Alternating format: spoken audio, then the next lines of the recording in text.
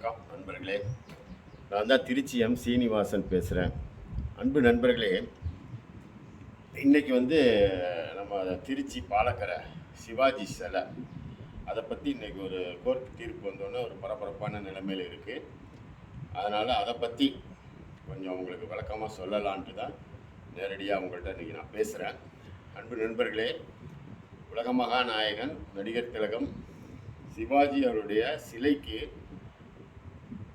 இன்றைய தினம் மதுரை கோர்ட்டில் நான் போட்ட வழக்கு. அன்றைக்கி நான் சென்ட்ரல் கவர்மெண்ட்டில் ஒர்க் பண்ணதுனால என் பேரில் போட முடியாமல் நம்ம சிவாஜி ரசிகர் என் நண்பர் பாலாஜின்னு, அதாவது மோகன் பாலாஜின்ற ஒரு பேரில் தான் நான் வக்கீலை வச்சு கேஸ் போட்டேன். அது கரெக்டாக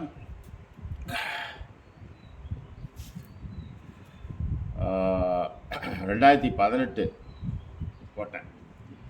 அது கேஸ் நம்பர் 17460. அது ஃபஸ்ட்டு ஹேரிங் 3/8/2018 நடந்துச்சு.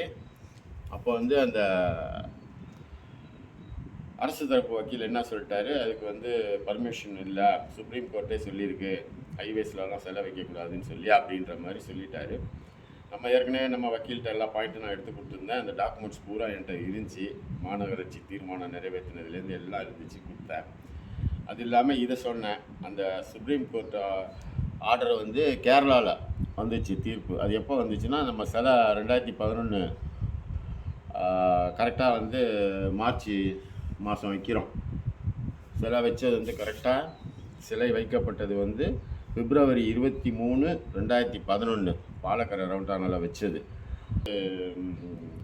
அந்த டேட்டுக்கு அப்புறம் தான் அந்த தீர்ப்பு வந்துச்சு. அதனால் அது நமக்கு செல்லாது. அதையும் சொல்லியாச்சு, எல்லாம் இருந்துச்சு. கேஸ் நடந்துச்சு, 5 வருஷமாக கேஸ் நடந்துச்சு. கிட்டத்தட்ட 6வது வருஷம் இது. இப்போ ஸ்டார்டிங்கில் இந்த தீர்ப்பு வந்திருக்கு. இது வரவு இன்னைக்கு எல்லாரும் அதை பற்றி பரபரப்பாக பேசுகிறாங்க. அது கோரிக்கை வைக்கிறாங்க, அவருக்கு சிஎம்க்கு வைக்கிறாங்க, அவருக்கு வைக்கிறாங்க, இவருக்கு வைக்கிறாங்க. ஆனால் இதே சிலை 14 வருஷமாக மூடி கிடந்துச்சு, கேட்பாரிட்டு கிடந்துச்சு. நாங்கள்லாம் என்னென்னமோ இது பண்ணோம், எங்களால் முடிஞ்சதெல்லாம் பண்ணோம். பட் நிறையா அதை பற்றி அரசியல் தலைவர்கள்லாம் ரொம்ப பெருசாக எடுத்துக்கல. இதை செய்கிறோம் அதை செய்கிறோன்னு சொல்லி வாய்க்கிலியாக பேசினவங்க அந்த சிலைக்காக ஒன்றும் பெருசாக பண்ணல. ஆனால் இன்றைக்கி என்னென்னமோ சொல்கிறாங்க. சொல்லிட்டு போட்டோம், அதை பற்றி நான் ஒன்றும் இல்லை, அது அவங்களோட உரிமை, சொல்லட்டும், நான் வேணான்னு சொல்லலை. ஆனால் இந்த சிலையை மரியாதைக்குரிய இன்னைய அமைச்சர் கே நேரு அவர்கள் 2010 லாஸ்ட்டில் திருச்சியில் நாடக கலைஞருடைய ஆண்டு விழா, அதுக்கு சிறப்பு விருந்தினராக இவர் போனவர். அங்கே போயிட்டு பேசியிருக்காரு, இந்த மாதிரி நான் திருச்சியில் சிவாஜிக்கு சிலை வைப்பேன் அப்படின்னு. அதை பத்திரிகைக்காரன் போட்டால் நாங்களாம் பத்திரிகையில் படிச்சுட்டு தான் அதுக்கப்புறம் ஒரு நாள் ஃபிக்ஸ் பண்ணி நம்ம திருச்சி நண்பர்கள் சிவாஜி ரசிகர்கள்லாம் சேர்ந்து தான் போய் திருச்சி தில்லை நகரில் அவரோட அலுவலகம் இருக்குது. காலகத்தாலே போயிட்டோம். 7:30 மணிக்கெலாம் போயிட்டு 8 மணிக்கெலாம் அவரை பார்த்துட்டு சால்வையெல்லாம் போட்டுட்டு தேங்க்ஸ் சொன்னோம். அவர் சிலை நான் ஆர்டர் கொடுக்குறேன், கொடுத்து சீக்கிரம் திறந்துடலாம் அப்படின்லாம் சொன்னார். சரின்னு சொல்லிட்டு நாங்கள் அப்புறம் 2-3 தடவை தொடர்ந்து அவரை பார்த்துட்டே இருந்தோம். ஏன்னா அவர் கொஞ்சம் அசால்ட்டாக இருந்துடக்கூடாதுன்னு சொல்லிட்டு. அதுக்கப்புறம் சிலை செய்ய சொல்லிட்டேன், கொடுத்துட்டேன் ஆர்டருன்னு சொன்னார். அதுக்கப்புறம் அது ஒரு நண்பர் மூலமாக நான் கண்டுபிடிச்சேன் எங்கே கொடுத்துருக்கேன். ஏன்னா அவர்கிட்ட போய் கேட்க முடியாதுல்ல, எங்கே சார் கொடுத்தீங்க, நான் போய் பார்க்கணுன்னா அதெல்லாம். அதனால் நான் கண்டுபிடிச்சிட்டு அதுக்கப்புறம் சுவாமி மலையில் ஸ்ரீகண்ட ஸ்தபதின்னு ஒரு பெரிய மகான், அவர் அற்புதமாக சிலை செய்கிறவர், அவர்கிட்ட தான் கொடுத்துருக்காங்கிறத கண்டுபிடிச்சிட்டு நாங்கள் ஒரு நாள் வேன் எடுத்துக்கிட்டு எல்லாம் போனோம். போயிட்டு பார்த்துட்டு அவரே சொன்னார், சிவாஜி ரசிகர்கள் இவ்வளோ ஆர்வமாக வரீங்க, உண்மையாலுமே ரொம்ப சந்தோஷம்னாரு. அதன் பிறகு ஒரு கொஞ்ச நாள் கழித்து மறுபடியும் ஒரு தடவை போனப்பெல்லாம் செஞ்சிகிட்டு இருந்தார். அது நான் சொல்கிறதெல்லாம் அந்த இயர் எண்டில், 2010 எண்டில். அதுக்கப்புறம் 2011 ஆரம்பத்தில் ஒரு ஜனவரி பிப்ரவரியெல்லாம் ரெடி ஆகிடுச்சு சிலை. ஜனவரியிலே ரெடி ஆகிடுச்சு. அதுவும் அப்புறம் ஒரு தடவை பார்க்க சொன்னார். நாங்களாம் போய் பார்த்துட்டு வந்தோம். சிலையை அங்கேருந்து கொண்டு வராரு, சுவாமி மலையிலேருந்து அனுப்பி விட்றாரு. இங்கே கலைஞர் அறிவாலயத்தில் தான் இறக்குறோம். நண்பர்களுக்கெல்லாம் நான் ஃபோன் பண்ணி எல்லாம் அங்கே நின்று இறக்கி அறிவாலயத்தில் தான் அந்த சிலையை இருந்துச்சு கொஞ்ச நாள். அதன் பிறகு பாலக்கரை ரவுண்டானாவை சூஸ் பண்ணி ஒரு நாள் நைட்டு, அப்போ நான் சொன்ன டேட்டு 23 பிப்ரவரி 2011 நைட்டு நல்லா டிராஃபிக்லாம் முடிஞ்சதுக்கப்புறம் ஒரு 10-11 மணிக்கு மேலே கிரேனை வச்சு கொண்டு வந்து சிலையை வந்து ஸ்தபதி வந்தார். வந்து அது அந்த இந்த சைடு ஜங்ஷன் சைடு பார்க்குற மாதிரி சிலையெல்லாம் நிறுவி எல்லாம் பண்ணாச்சு. பண்ணி அதற்கப்புறம் வேலை விறுவிறுன்னு நடக்குது. கமல் வராரு, ரஜினி வராரு, அப்படி இப்படின்னு கேஎன் நேரு சொல்கிறாரு. நான் இப்போ பேசியிருக்கேன், வருவாங்க திறப்புலாக்கு அப்படி இப்படின்னாரு. பட்டுன்னு பார்த்தீங்கன்னா கலைஞர் என்ன பண்ணிட்டாரு, திருச்சியில் மாநாடு போடு, எலெக்ஷன் வருது, அந்த வேலையை பாரு, நம்ம ஜெயிச்சு வந்ததுக்கப்புறம் சிலையெல்லாம் திறந்துக்கலாம்னு சொல்லிட்டாரு பிள்ளைக்கு. அவர் அதுக்கப்புறம் அங்கே போயிட்டார், அந்த வேலையை பார்க்க போயிட்டார். இங்கே அதுக்குள்ளே ஒரு வாரத்தில் தேர்தல் தேதி அறிவிச்சிட்டாங்க, திறக்க முடியாமல் போயிடுச்சு. ரொம்ப வருத்தம் எனக்கெலாம். அதன் பிறகு என்ன ஆயிடுச்சு, ஜெயலலிதா ஆட்சிக்கு வந்தாங்க. வந்த உடனே மாநகராட்சி தேர்தலை அனௌன்ஸ் பண்ணிட்டாங்க. அதனால் எதுவுமே போய் நம்ம சிலையை பற்றி ஒன்றும் பேச முடியல. அதுக்கப்புறம் ஒரு வருஷம் கழித்து கரெக்டாக பொங்கல் டைமு நான் போய்ட்டு ஜெயலலிதா அம்மா வந்து இங்கே வந்தாங்க, ஸ்ரீரங்கம் வந்தாங்க. வரும்போது நான் என்ன பண்ணிட்டேன், மனுவெலாம் ரெடி பண்ணிக்கிட்டு ஸ்ரீரங்கத்தில் போயிட்டு உடனே அங்கே ஏர்போர்ட் வராங்க. அந்த டைமில் நான் போயிட்டு ஏர்போர்ட்டில் போயிட்டேன். அங்கே ஓபிஎஸ்ஸு இவங்க செங்கோட்டையன்லாம் ஒரு குரூப்பாக வரும்போது அவங்கள்ட்ட போய் சொன்னேன், இந்த மாதிரி ஒரு இது கொடுக்கணும் அவங்கள்ட்ட அப்படின்னு. வாங்க அப்படின்னு அவங்களோட என்னை கூட்டிகிட்டு போயிட்டாங்க உள்ளே. அந்த 2 பக்கமும் சவுக்கு கட்டியிருக்காங்க, எல்லாம் நிற்கிறாங்க. லாஸ்ட்டுக்கு போயிட்டாங்க. அந்த கேட்டுக்கிட்ட நிற்கிறோம், கார் வருது. வந்தோடனே அப்புறம் அவங்கள்ட்ட மனுவும் கொடுத்துட்டேன். யாருமே அன்றைக்கி மனு கொடுக்கக்கூடாதான், நம்ம அதிர்ஷ்டம். அவர் ஒன்றும் சொல்லலை, அவங்க கொடுக்க சொன்னாங்க, அவங்களும் வாங்கிட்டாங்க. அதன் பிறகு அவங்க என்ன பண்ணாங்க, அவங்களோட இதெல்லாம் பார்த்துட்டு அது என்னன்னு பாருங்கன்னு சொல்லிட்டாங்க போல்.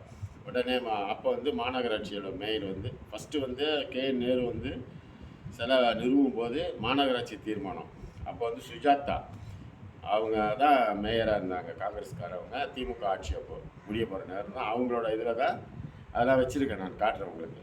அவங்க தான் அதில் வந்து அப்ரூவலாக கொடுத்து எல்லாம் பண்ணது. அதன் பிறகு நான் ஜெயலலிதா அம்மாட்ட இதை கொடுத்தோன்னா அவங்க என்ன ஸ்டெப் எடுக்கும்போது, அப்போ ஜெயான்னு ஏடிஎம்கேக்காரவங்க தான் ஒரு லேடி, அவங்க தான் வந்து இங்கே மேயர். அவங்கள வச்சு தீர்மானம்லாம் மறுபடியும் புதுசாக நிறைவேற்ற சொல்லி எல்லாத்தையும் நிறைவேற்றி அது கலெக்டரேட்லாம் போயிட்டு கலெக்டரோட சைனோட தான் எல்லாமே போகுது. திருச்சி நெடுஞ்சாலைத்துறை இன்ஜினியர் அவரும் ஒரு லெட்டர் எழுதுகிறாரு சென்னைக்கு, ஸ்டேட் ஹைவேஸுக்கு. குடிநீர் வாரியம் அந்த மினிஸ்ட்ரிக்கு தான் அது போகும். அங்கே போய் கையெழுத்து ஆகிடுச்சுன்னா ஓகே, சிலையை திறக்கலாம். அது போச்சுங்க, போய் அப்படியே உட்காந்துச்சு. இவங்க கார்பரேஷன்லேருந்து நான் தந்தி வேறு கொடுத்தேன் இந்த அம்மாவுக்கு. நான் ஒரு 200-300 தந்தி மாதிரி உடனே சிலையை திறக்கணும்னு சொல்லி தந்தி கொடுத்ததுக்கு மாநகராட்சியில் அப்போ தான் மறுபடி யார் தந்தி கொடுத்தாங்களோ அவங்களுக்குலாம் ஒரு லெட்டர் அனுப்பிச்சு வர சொல்லி அதுக்கப்புறம் அதில் ஒரு கையெழுத்து வாங்கிட்டு இதெல்லாம் நடந்துச்சு, வேலையெல்லாம் நடந்துச்சு. நானும் தொடர்ந்து செஞ்சுட்டு தான் இருந்தேன். நமக்கு என்ன, யார் ராம ஆண்டானா ராவண ஆண்டானா, நமக்கு தேவை சிவாஜி சிலை. அதனால தான் நானும் வந்து பொறுமையாக போனேன். டிஎம்கே இருந்தாலும் சரி, ஏடிஎம்கே இருந்தாலும் சரி, எதுவுமே நான் பார்க்கல. நமக்கு வேண்டியது காரியம் அப்படின்ட்டு தான் நான் மூவ் பண்ணிகிட்டே இருந்தேன். அதில் இடையில வந்து எம்பி குமாரெல்லாம் போய் பார்த்தேன், வீட்லேயே போய் பார்த்து எல்லாமே கொடுத்தேன். அவர் என்னால் முடிஞ்சதை செய்கிறேங்கன்னாரு, ஓப்பனாக சொன்னார். அப்புறமேட்டு இது வந்து இவங்க முதல்வருக்கு வந்து அதுக்கப்புறம் திருச்சி மாவட்ட சிவாஜி ரசிகர்கள் சார்பாக தான் சிலைன்னு சொல்லி நம்ம சொன்னதுனால, அது ரெக்கார்ட் படி அப்படி இருக்கிறதுனால அவங்க வந்து ஜெயலலிதா என்ன பண்ணிட்டாங்க, திறக்கிறதுக்கு கொஞ்சம் வேலையெல்லாம் ஆரம்பித்தாங்க சொல்லி. கடைசியில் அது கேஎன் நேரு அவர்கள் வச்சுருக்காருன்னு ஆஃப் ஆகிட்டாங்க. அதோடு அப்படியே பெண்டிங் விழுந்துருச்சு. அதுக்கப்புறம் ஒன்றும் கதையாகல. நாங்களும் போஸ்டர்லாம் அடிச்சுட்டு இருந்தோம். அவங்க மணிமண்டபம் கட்டுறேன்னு சொன்னப்போ கூட அவங்களுக்கு வந்து நன்றிலாம் தெரிவித்து போஸ்டர் அடித்தோம். சிலை வச்சு 2 வருஷத்துலேயே கடுப்பாகி நான் என்ன பண்ணிட்டேன், அவர் பிறந்தநாள் அன்றைக்கி காலங்கத்தால் 10 மணிக்கு நம்ம ஆளுங்களை ஒரு 10 பேரை வர சொல்லி நேராக போய் மேலேயே நான் ஏறி அதெல்லாம் காட்டுறேன் உங்களுக்கு. அண்ணனோட மூஞ்சியில் இருக்க துணியை கிழித்து அப்படியே மாலையை போட்டுட்டு கீழே இறங்கி வந்து ஊதுபத்திலாம் காமிச்சிட்டு ஸ்ரீரங்கத்துக்கு அங்கே பிறந்தநாள் விழாவுக்கு போயிட்டேன். அதுக்கப்புறம் பாலக்கரை இன்ஸ்பெக்டர் ஃபோன் பண்ணி, என்ன நாங்களும் சிவாஜி ரசிகர் தான், எங்களுக்கெல்லாம் சிவாஜின்னா பிடிக்காதவரா, இந்த மாதிரி ஆர்டரு வந்து இல்லாதப்போ அனுமதி இல்லாதப்போ நீங்கள் திறந்துட்டீங்களே அப்படி இப்படின்னு சொல்லி இது பண்ணார். அப்புறம் காம்ப்ரமைஸ் பண்ணிக்கிட்டேன். சரிங்க சார் பார்த்துக்கலான்னு அப்படிலாம் செஞ்சோம் ஒரு வெறியில். அதுக்கப்புறம் ஒரு கருப்பு போஸ்டர் கூட நான் அடித்தேன் தீபாவளிக்கு, இது வந்து எங்களுக்கு துக்க நாள், தீபாவளி பண்டிகை அப்படின்லாம் கூட அடித்தேன். அந்த சிலையை வந்து இன்னும் திறக்காமல் இருக்காங்களேன்னு எம்பி குமாரை பார்த்தேன். அப்படியே வரிசையாக எல்லாம் ஃபாலோ பண்ணிகிட்டே தான் வந்தேன். அதன் பிறகு ஜெயலலிதா அம்மா இறந்தவுடனே எடப்பாடி வந்தோடனே திருச்சிக்கு வராப்புல மருத்துவக் கல்லூரிக்கு ஏதோ இது துவக்க விழாக்கு. அங்கே போய் நேராக போய் அந்த ஆளை பார்த்து ஒரு மனு கொடுத்தேன். கொடுக்கும்போது அப்போ டிடிவி கூட துணை பொதுச் செயலாளர் அந்த கட்சியில் இருக்காப்புல. அதனால் அவர் கொஞ்சம் இவரோட வெயிட் அப்போது கட்சி பொறுப்பாளராக இருக்காருன்னு சொல்லி இவர்கிட்டே எடப்பாடிக்கிட்டே அந்த காப்பியும் கொடுத்தேன் டிடிவிகிட்ட கொடுக்க சொல்லி. ஒன்றும் கதையாகல. பொத்து பார்த்தா யோசனை பண்ணேன், எதுக்கு இவங்கள்ட்டலாம் போய் கெஞ்சிக்கிட்டு இருக்கணும்? நமக்கு வந்து எல்லாம் கிளியராக தானே எல்லாம் பண்ணியிருக்கிறாங்க.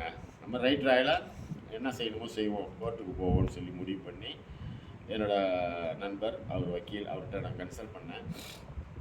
கொஞ்சம் பொறுங்க, செய்வோம்னு சொன்னார். அப்புறமேட்டு ஒரு டைம் பார்த்தாரு, இப்போ போட்டு கரெக்டாக இருக்கும்னு சொன்னார். அது வந்து 2018 அப்போ தான் வந்து கரெக்டாக கேஸை நான் ஃபைல் பண்ணுறேன்.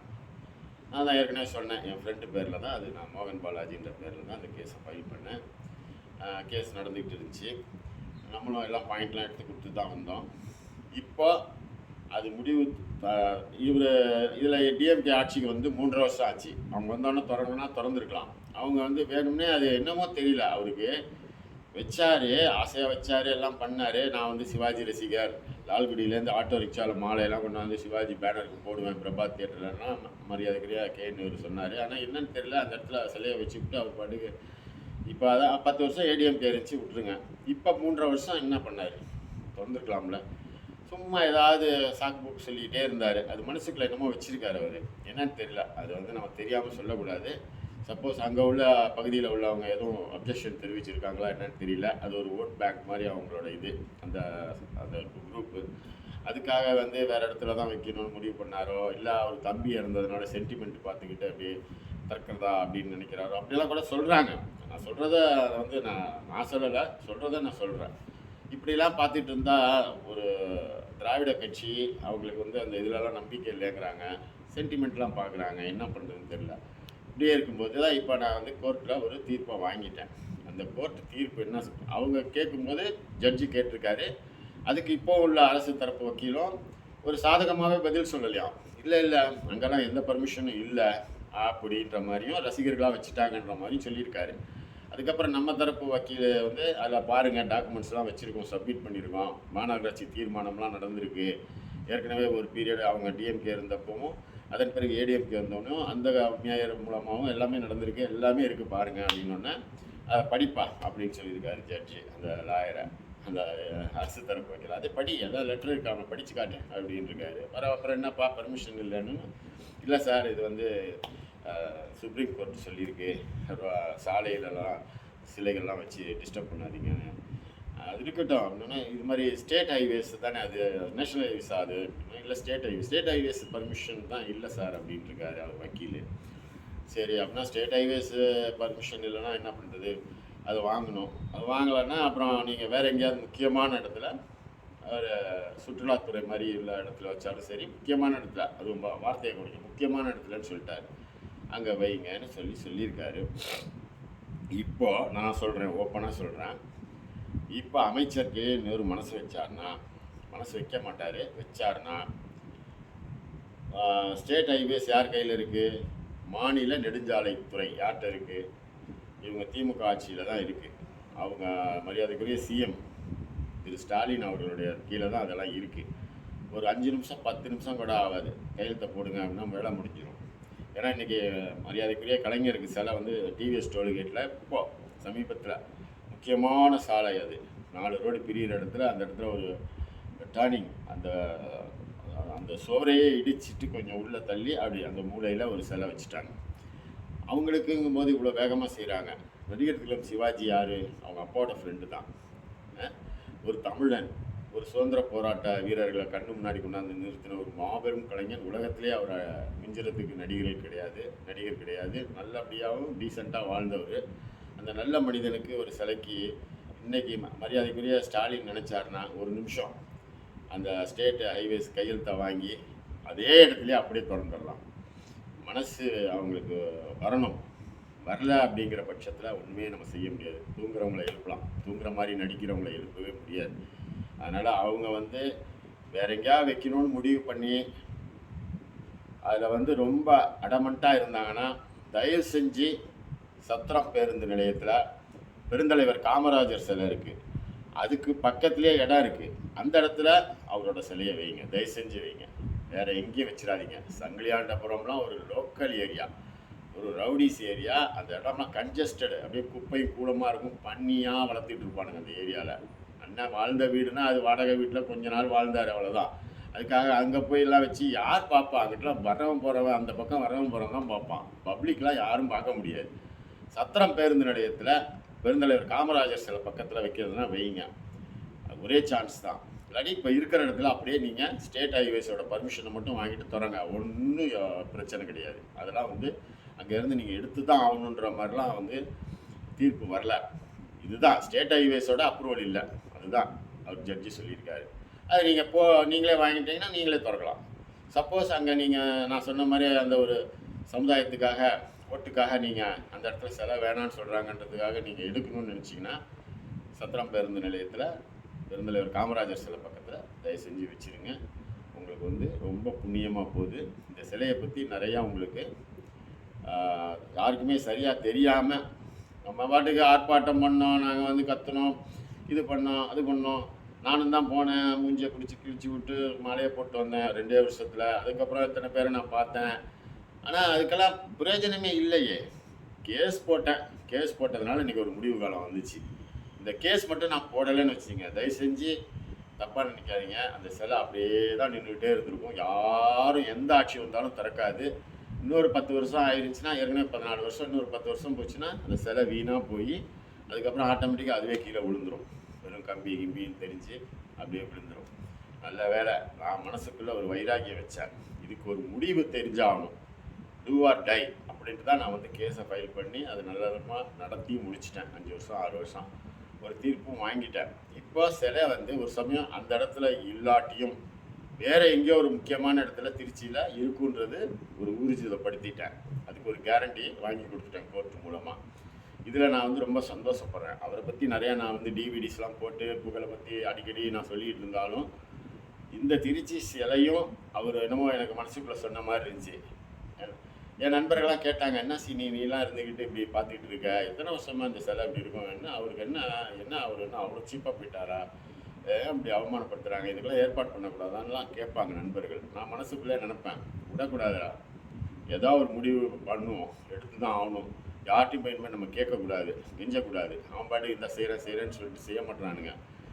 இதுதான் ஒரே வழி, எதுக்கு இருக்குது கோர்ட்டு, பார்த்துக்கலான்னு சொல்லி தான் நான் போயிட்டு இன்றைக்கி ஒரு முடிவை கொண்டு வந்துட்டேன். அது வந்து என்னோட ஒரு தனிப்பட்ட ஒரு சிவாஜி மேலே உள்ள பிரியம் பாசமாக இருந்தாலும் உங்களுக்கு நீங்களும் அந்த மாதிரி ஒரு ரசிகர்கள் தான். எல்லாருக்குமே அந்த உணர்வு இருக்கிறதுனால ஏதாவது ஒருத்தர் தானே பூனைக்கு யார் மணி கட்டுறதுன்னு சொல்லுவாங்களே, அது மாதிரி யாராவது ஒருத்தர் எடுத்து செய்யணும்ல. அதுதான் மனசு வேணும், செய்யணும். செஞ்சதுனால இன்றைக்கி ஒரு பலன் கிடச்சிருக்கு. இது நல்லபடியாக அந்த சிலை வந்து திருச்சியில் இருக்கும். அதே இடத்துல இருந்தால் ரொம்ப ரொம்ப சந்தோஷம். ரொம்ப கையெடுத்து உங்களை கும்பிட்டுக்குவேன் ஆளுங்கட்சியை. சப்போஸ் வேறு வழி இல்லாமல் அந்த இடத்துலேருந்து நீங்கள் எடுத்திங்கன்னா, நான் ஏற்கனவே சொன்ன மாதிரி சத்திரம் பேருந்து நிலையத்தில் பெருந்தலைவர் காமராஜர் சிலைக்கு பக்கத்துலேயே அவரை கொண்டு போய் தயவு செஞ்சு வச்சுருங்க. உங்களுக்கு கோடி கும்பிடு. இதுதான் என்னோட இன்றைக்கி ஓப்பனாக உங்கள்கிட்ட எல்லாத்தையும் சொல்லணும்னு சொன்னேன். அதுக்கான என்னென்ன முயற்சி எடுத்தேன்றதெல்லாம் நான் உங்களுக்கு இப்போ ஃபோட்டோஸில் கம்ப்யூட்டரில் காட்டுறேன். பார்ப்போம் வாங்க.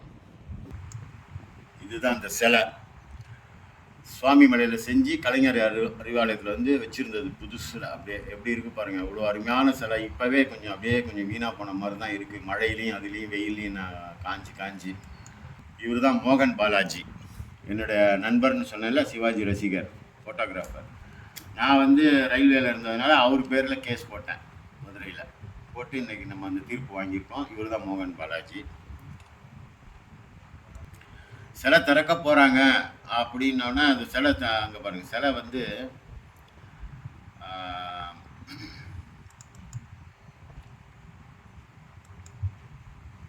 சிம்மக்கருவனுக்கு திருச்சியில் சிலை. சிவாஜி மன்ற சார்பில் திருச்சி பிரபாத் ரவுண்டானா அருகில் விரைவில் திறக்கப்பட உள்ள 1350 கிலோ 1350 கிலோ இது வெயிட்டு, 9 அடி வெங்கலம் கிட்டத்தட்ட 1350 கிலோ பார்த்துக்குங்க. நம்ம சிவாஜி மன்றம் சார்பாக வைக்கிற மாதிரி தான் வச்சது. இதை தான் நான் நிற்கிறேன் பாருங்கள். எல்லாம் அன்றைக்கி நைட்டு வைக்கிறோம். சுவாமி மலையிலேருந்து அந்த ஸ்தபதி வந்துட்டார், கிரேனில் வச்சு இறக்கி வைக்கிறோம். என்னைக்கு வைக்கிறோம்னாக்கா பிப்ரவரி 23 நைட்டு வைக்கிறோம்.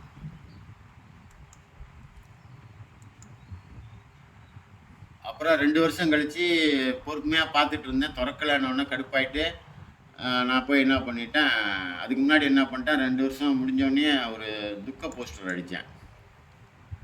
தமிழக அரசை வருந்துகிறோம், 2 வருடங்களை கடந்தும் திருச்சியில் சிவாஜி சிலை திறப்பதில் ஏன் இன்னும் தயக்கம், 2012 தீபாவளி எங்களுக்கு துக்க நாள் அப்படின்னு சொல்லி இது ஹிந்து பேப்பரில் வந்துச்சு.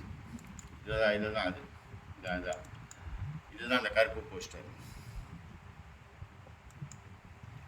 தமிழக அரசே இதுதான். திறக்கிறதுக்கு முன்னாடி அதாவது நேரு அவர்கள் வந்து சிலை வைக்க போகிறேன்னு சொன்ன உடனே அவரை வந்து மனசை குளிர்படுத்தணுமேன்னு சொல்லிட்டு நாங்கள்லாம் பேசி வச்சுக்கிட்டு ஒரு பேனர் ஒன்று அடித்தோம். திருவுருவ சிலை டாக்டர் சிவாஜிக்கு திருவுருவ சிலை, மாண்புமிகு அமைச்சர் நேரு அவர்களுக்கு எங்கள் நெஞ்சார்ந்த நன்றி. மலைக்கோட்டை மாநகரம் திருச்சியில் சிவாஜிக்கு சிலையாக வைக்கிறான்னு சொல்லி நாங்கள் ரயில்வே யூனியன்லேருந்து நாங்கள் அங்கே சிவாஜி ரசிகரெல்லாம் வச்சுருக்காங்க உள்ள ரயில்வேல. அவங்கள வச்சு ஒரு இது வந்து பொன்மலையில் அடித்து அந்த பேனரை வச்சோம். அது மாதிரி நிறையா திருச்சியிலலாம் வச்சோம். அதுக்கப்புறம் சிலை திறக்க போகிறாங்கன்னு சொன்னதுக்கப்புறம் அதை பாருங்க, கமல் ரஜினிலாம் வருவாங்கன்னு சொல்லி ஒரு இது போட்டார் பேப்பரில். திருச்சியில் நடிகர் சிவாஜி சிலை திறப்பு விழா, நடிகர்கள் ரஜினி, கமல், பிரபு பங்கேற்பு, இப்படிலாம் வந்து ஒரு இதாக ஆசையை கிளப்பி விட்டுட்டு அங்கே பாருங்கள். அதுக்கப்புறம் இவ்வளோ பெரிய பேனர் ஒன்று நான் திருச்சியில் வச்சேன். பிரபா தியேட்டர் அந்த இதுக்கிட்டே சிலை திறக்க போகிறாங்கன்னு சொல்லிட்டு 1 2 3 4 5 6 7 8 9 10 11 12 13 14 15 16 சிவாஜி வித்தியாசமாக போட்டு பெரிய பேனர் 60 அடிக்கு 20 அடி போட்டு 60க்கு 20 பேனர் ஒன்று பெருசாக வச்சேன். இந்த பாருங்க, பஜார்லேயே வச்சுட்டேன். இன்னும் 2 நாளில் சிலை திறக்க போகிறாங்க, ஒரு வாரத்துலன்ட்டு வச்சோம். அதெல்லாம் கடைசியில் நடக்காத, அதெல்லாம் வயிற்றுச்சலாக இருக்குது. அதே மாதிரி இங்கே ரயில்வே யூனியன் ஆளுங்க, இவங்க எல்லாம் ரயில்வே எம்ப்ளாயிஸ், இத்தனை பேரும் ரயில்வே எம்ப்ளாயிஸ். அவங்கள வச்சு ஒரு பேனர் சைடில் அங்கே வச்சேன், திறக்க போகிறாங்கன்னு சொல்லிட்டு. கடைசியில் அது திறக்கலை. இதெல்லாம் எதுக்கு சொல்கிறேன், அந்த பாருங்கள், எம்பி குமாரை பார்த்தது. எம்பி குமாரை பார்த்து அவரை போய் நேராக சந்தித்து இது பண்ணேன். அவர் என்னால் முடிஞ்சதை பண்ணுறேன்னாரு. கடைசியில் அவரால் முடியல, உண்மை தான். அவர் சொல்லிட்டாரண்ணா, நான் முடிஞ்சு பார்க்குறேன் அப்படின்னாரு. இதுதான் நாங்கள் வந்து இது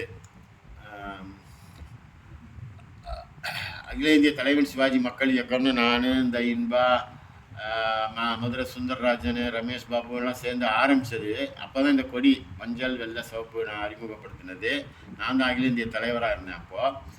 அப்போ நான் இந்த கேஸ் ஃபைல் பண்ணுறதுக்காக இந்த பதிவு எண் போட்டிருந்தாங்க. இதில் இது மூலமாக நம்ம வந்து கேஸ் ஃபைல் பண்ணால் வெயிட்டாக இருக்குமேன்னு சொல்லி அந்த பதிவு பண்ண ரசீது கொடுங்கன்னு இன்பாட்டை கேட்டேன்.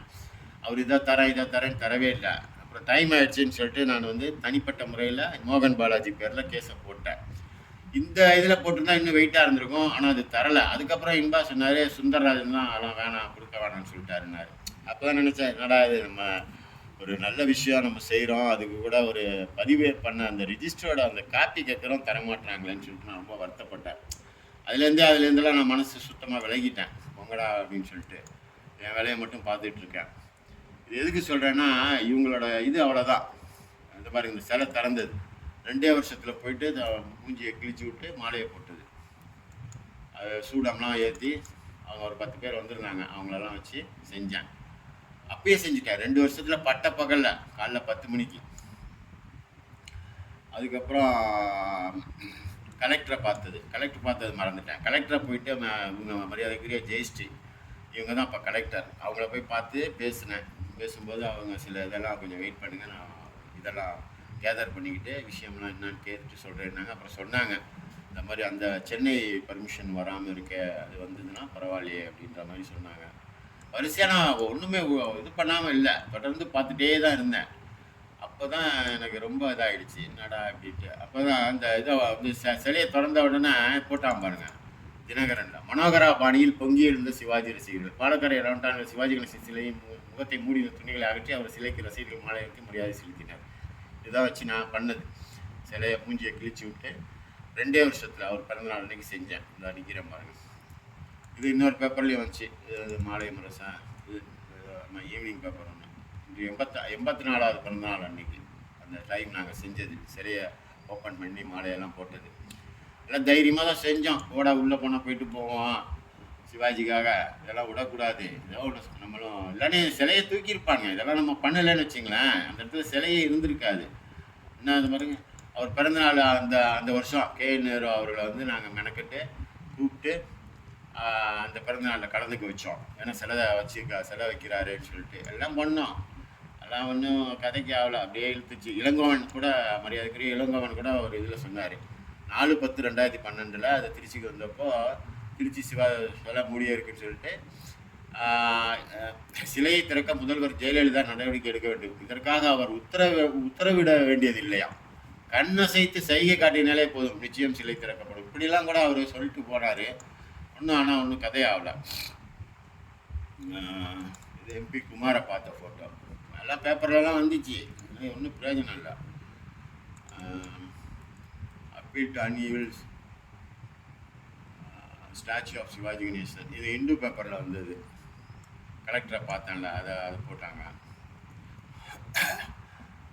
இது கூட அந்த மணிமண்டபத்துக்கு அடித்தது, மணிமண்டபம் திறக்கிறாங்கன்னு சொல்லிட்டு அவங்கள குளிர்மைப்படுத்துறதுக்காக போட்டு அதுலேயும் ஒரு வார்த்தை, மணிமண்டபம் அமைச்சதுக்கு நன்றி, மேலும் திருச்சி பாலக்கரை சிவாஜி சிலையை விரைவில் திறக்க வேண்டுகோள் வைக்கிறோம். எல்லாமே என்ன, எல்லாம் நமக்கு வந்து எல்லாம் சொல்கிறேன்னு, யாராக இருந்தாலும் உடலை எல்லாத்தையும் நம்ம மேக்ஸிமம் அறின்னு தான் அரிச்சு பார்த்தோம். ஒரு இது அது பிறந்தநாள் ஒரு ஃபங்க்ஷன் நடக்கும்போது கூட பாலக்கரை சிவாஜி சிலை திறக்கப்படாமல் இருப்பது எங்களுக்கு மிகவும் மிகவும் வேதனை அளிக்கிறது. நாங்கள் மிகவும் மன்றாடி தமிழக முதல்வரை கேட்டுக்கொள்கிறோம், அதை திறக்கிறதுக்கு உடனடியாக உத்தரவு வழங்க வேண்டும் என்று கேட்டுக்கொண்டு, அது மாதிரி இது வந்து பிறந்தநாள் விழாவில் பத்திரிகைக்கு பேட்டி கொடுக்கும்போது கூட நான் கெஞ்சினேன், பேசினேன், இந்த மாதிரி கொஞ்சம் சீக்கிரம் பிறந்தீங்கன்னா பரவாயில்லன்னு சிஎம்கிட்ட. சிஎம் அடித்த அனுப்பின லெட்டர்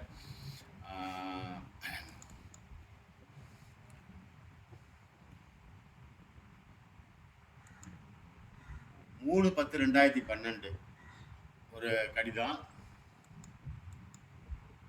13/2/2012 அப்போ தான் வந்து அவங்க இதுக்கு வந்துட்டு வராங்க, ஸ்ரீரங்கம் வந்துட்டு வராங்க. அப்போ போயிட்டு அவங்களுக்கு ஒரு கடிதம், அதை கொடுத்ததுக்கப்புறம் தான் இந்த ஜெயா வச்சு தீர்மானம் நிறைவேற்ற சொல்லி ஸ்டெப் எடுத்தாங்க.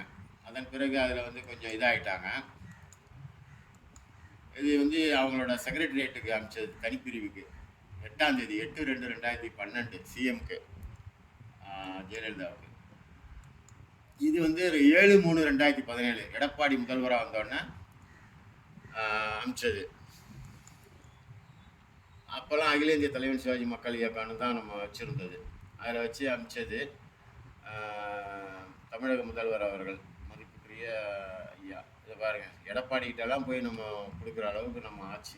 என்ன பண்ணுறது, கொடுத்தும் இதாகலன்னு தான் ரொம்ப மனசு உடஞ்சி போய் நான் என்ன பண்ணிட்டேன், தினகரனுக்கு கொடுத்தது, அவர்கிட்ட கொடுத்தேன், எடப்பாடிகிட்ட கொடுக்க சொன்னேன். இது வந்து இவ்வளோலாம் நம்ம செஞ்சு ஒன்றும் கதையாகலன்னு தான் கோர்ட்டில் போய் கேஸை போட்டு இது பண்ணோம். மாநகராட்சி அப்ரூவல்லாம் பாருங்கள், இது வந்து